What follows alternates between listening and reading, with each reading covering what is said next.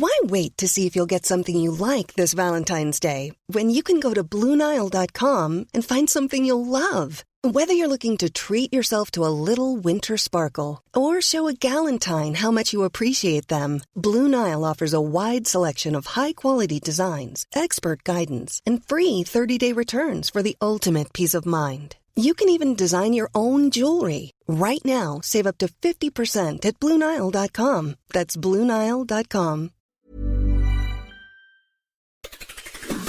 It's Saturday, the 10th of February. I'm Ciara Evans, and this was a week that saw murdered teenager Brianna Ghey back in the headlines, King Charles diagnosed with cancer, no ceasefire for Gaza, and Travis Kelce on Taylor's new album.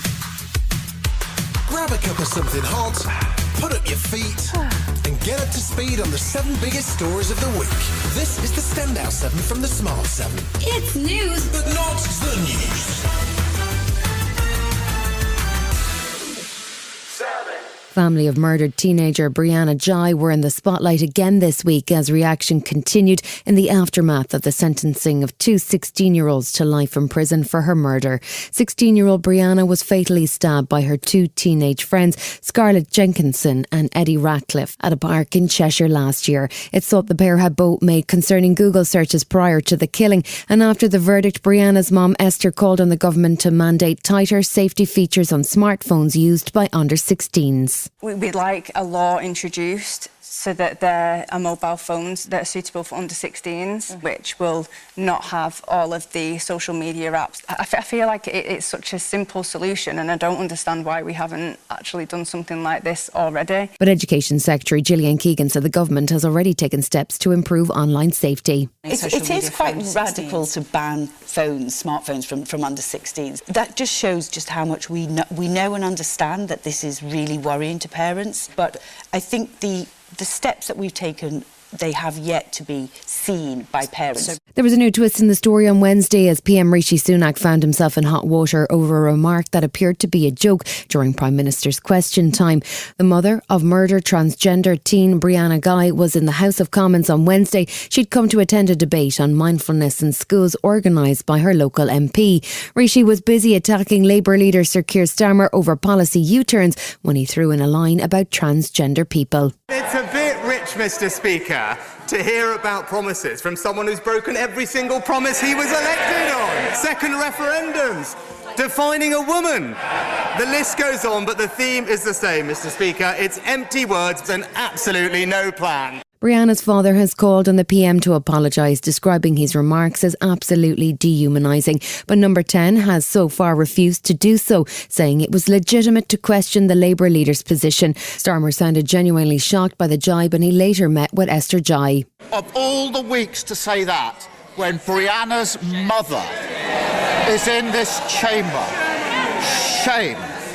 Parading as a man of integrity when he's got absolutely no responsibility. Prime Minister Rishi Sunak continued to refuse to make an apology to the parents of murdered trans teen Brianna Ghey on Thursday, despite Leader of the House of Commons Penny Mordaunt weighing in with an appeal for him to reconsider. The Prime Minister is a good and caring man. I'm sure that he has reflected on things, but I'm sure he is also reflecting about people who are trans or who have trans loved ones and family, some of whom sit on these green benches.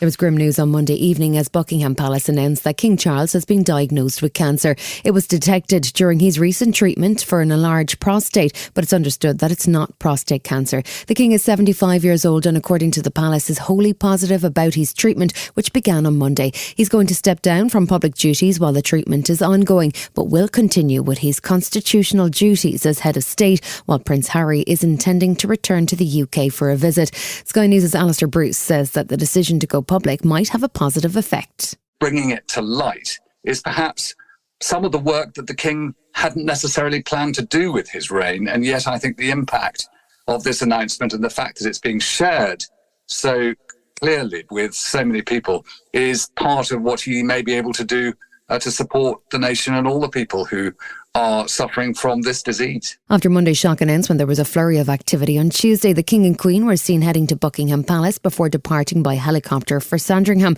Prince Harry also dashed across the Atlantic and was spotted at Clarence House as he went to check in on his dad. There was a huge international outpouring of good wishes for King Charles, and news of his diagnosis has already generated heightened awareness around cancer and the need to get checked regularly. Meanwhile, as His Majesty steps back from public duties, he's expected to continue with his more important constitutional role.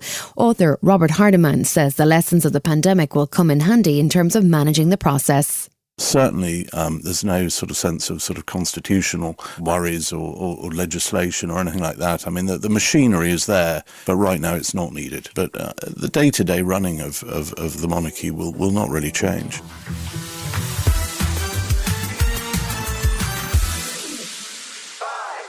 This was also the week we heard about PopCon. No, it's not a scam involving ex-pop stars or an event aimed at eager tweens, but the exciting new face of right-wing politics in the UK. PopCon stands for Popular Conservatism, and it launched on Tuesday with Liz Truss and Jacob Rees-Mogg as the faces of what they called a new anti-establishment populism. Given Liz Truss's brief tenure as PM and the poor polling for the Tory government, it is not likely that the new movement will be getting the keys of Downing Street anytime soon. Liz says the organisation is for those who are embarrassed about being conservative. Now, Britain is full of secret conservatives, people who agree with us but don't want to admit it, and people who are prepared to put their heads above the parapet and come out and stand as Conservative candidates are vitally important. But it wouldn't be a Tory event without a row, and between William Hague criticising the PopCons in the Times to a row about who actually created the movement, in that sense it was business as usual. Despite Liz and Jacob fronting the movement along with Nigel Farage turning up to the event, PopCon director Mark Littlewood said it's his idea and he's in charge. Very happy to have a former Prime Minister on my panel. She's not the leader of it, I'm the director of it. I think that the lessons we can draw from her very short time in office are important lessons for Conservatives who want to change Britain. And in more traditional Tory political style, PM Rishi Sunak seems to have developed a knack for creating his very own crisis on a weekly basis. His latest misstep happened during a Downing Street chat with Piers Morgan when he found himself agreeing to a £1,000 bet over the Rwanda scheme. Not surprisingly, people took offence to the PM betting money on a serious legal issue and a cost of living crisis, but things didn't go any better when he tried to explain his decision on Radio 4 on Tuesday. So if I'm being totally honest, I'm not a betting person, and I was taken totally by surprise in the middle of that interview. And the point I was trying to get across was actually about the Rwanda policy, because it's something I care deeply about, and I just was underlying my absolute commitment to this policy. Labour leader Sir Keir Starmer was busy chatting to media on Tuesday too, but he sounded much more focused about his campaign to respond when Tories attack. They inevitably will go to culture wars and go low. I don't want to have the argument there, but what I will say is I'll fight fire with fire. This election is too important for me to back off. So I'm very happy to have our positive argument, but I will absolutely be fighting fire with fire. But by Thursday, Labour weren't feeling so upbeat when they had to finally announce they would in fact step down their £28 billion Green Plan after relentless Tory attacks. The Green Prosperity Plan is now priced at £15 billion, but only £5 billion of that is in new investment. Labour's former Shadow Energy and Climate Change Secretary Barry Gardiner was not impressed. If you make it so bland that you stand for nothing, then the opposition, the government, will actually write your policies for you and they can paint their own picture. So I think politically it's strategically incompetent.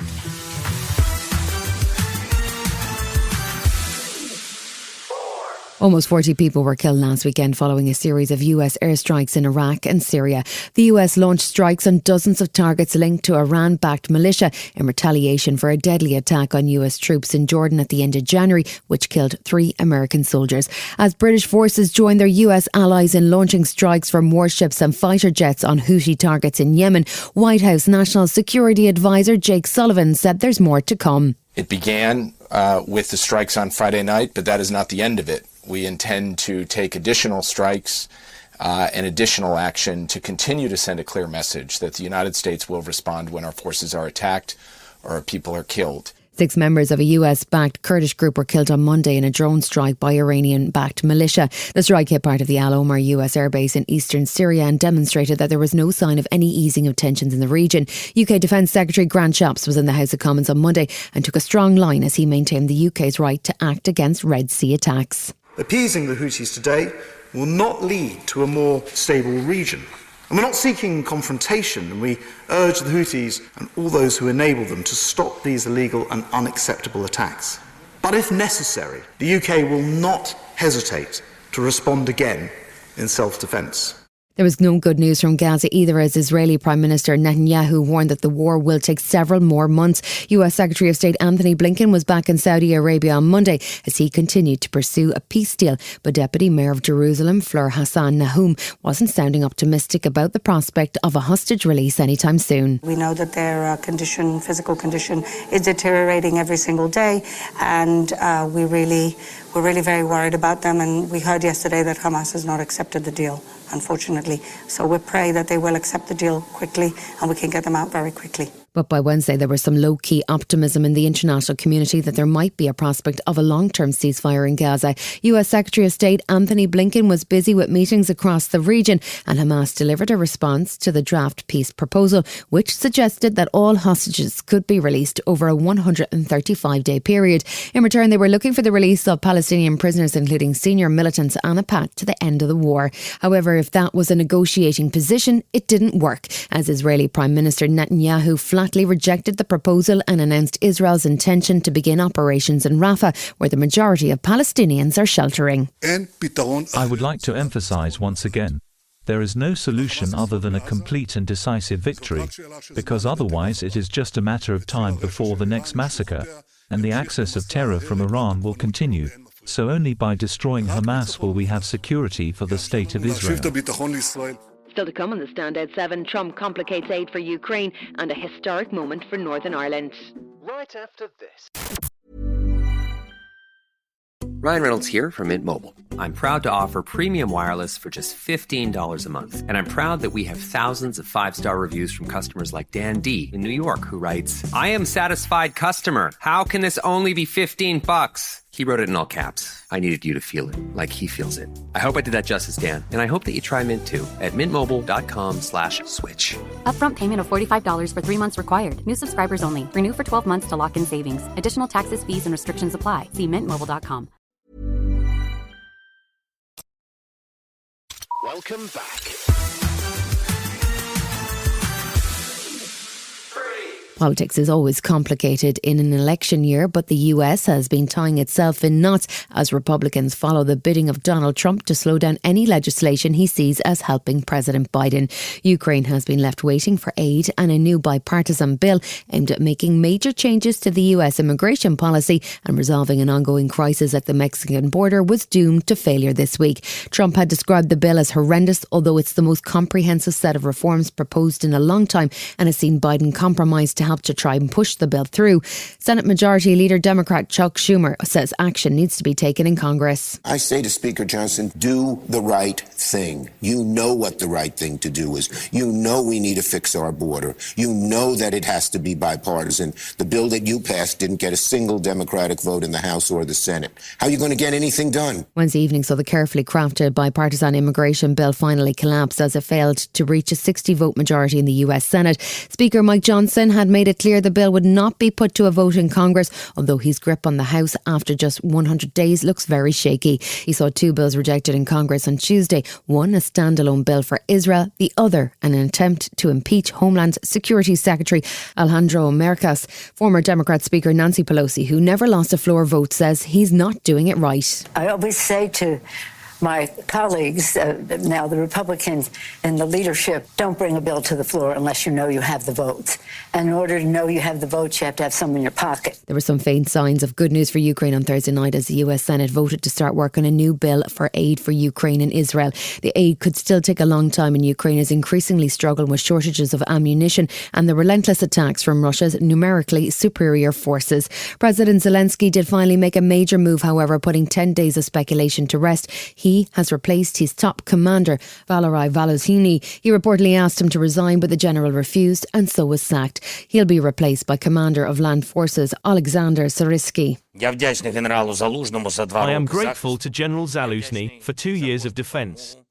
I appreciate every victory we have achieved together, thanks to all the Ukrainian warriors who are heroically bearing the brunt of this war.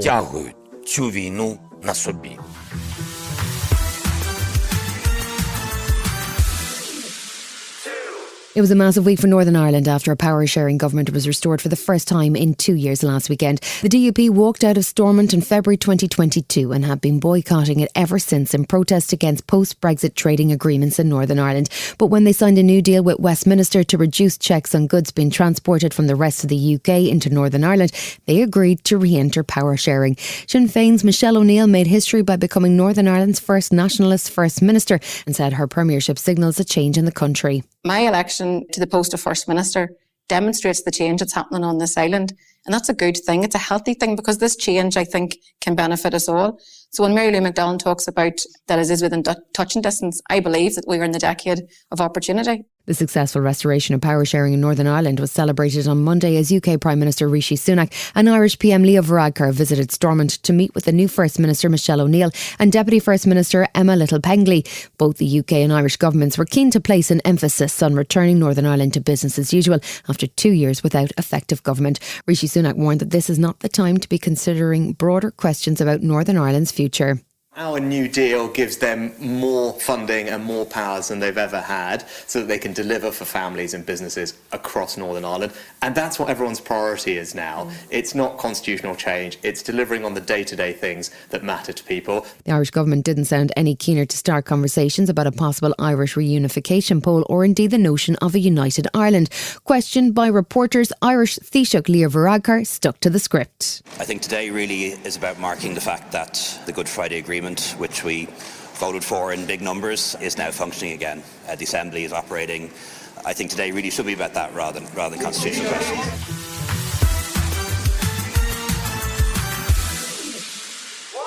It was a big week for Taylor Swift and Travis Kelce. Sunday saw Swift taken to the red carpet in LA for the 65th annual Grammys, where along with Miley Cyrus, SZA and Billie Eilish, who all won on the night, Taylor got the award for Best Album. I feel this happy when I finish a song, or when I crack the code to a bridge that I love, or when I'm shot listing a music video, or when I'm rehearsing with my dancers or my band, or getting ready to go to Tokyo to play a show. All I want to do is keep doing this. So thank you so much for giving me the opportunity to do what I love so much. Mind blown. Thank you so much. And with the Super Bowl on Sunday, boyfriend and tight end Travis is due to have his moment in the spotlight as his team, Kansas City Chiefs, take on the San Francisco 49ers. But given that it was the week that saw his girlfriend Taylor win another Best Album Grammy and announce her new album, The Tortured Poets Department, which drops in April, there was only one question anyone wanted to ask Travis. Have you heard the new album yet? I have heard some of it, yes, and it is unbelievable. I can't wait for her to shake up the world when it finally drops. She's unbelievable. She's rewriting the history books herself, and Taylor has an unbelievable fan base that follows her and supports her throughout her life. It's been fun to kind of gather the Swifties into Chiefs Kingdom. I told her I'll have to hold up my end of the bargain and come home with some hardware too. You've been listening to The Smart 7. We'll be back tomorrow at 7 a.m. Hit that follow button and have a great day. Give us 7 minutes, we'll give you the world.